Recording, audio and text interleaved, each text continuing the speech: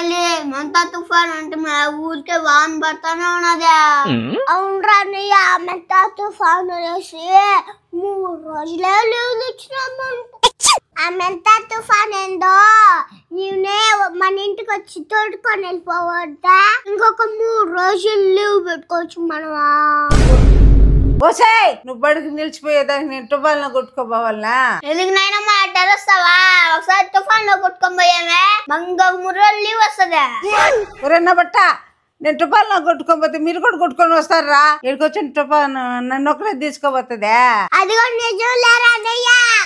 నాయనమ్మా నువ్వు ఒకసారి పోయి సముద్రంలో దూకేయమే. నన్ను ఎందుకు దూకమంటావా సముద్రంలో? నాయనమ్మా 3 రోజులు లీవ్ వస్తాను నాయనమ్మా.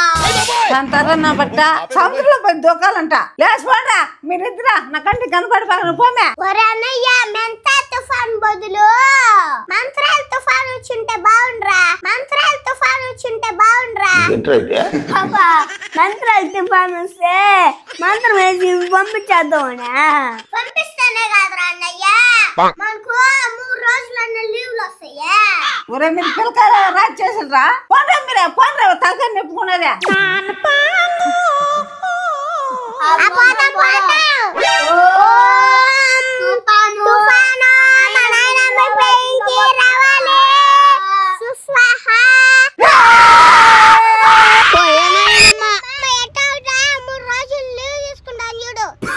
ఎలాగైనా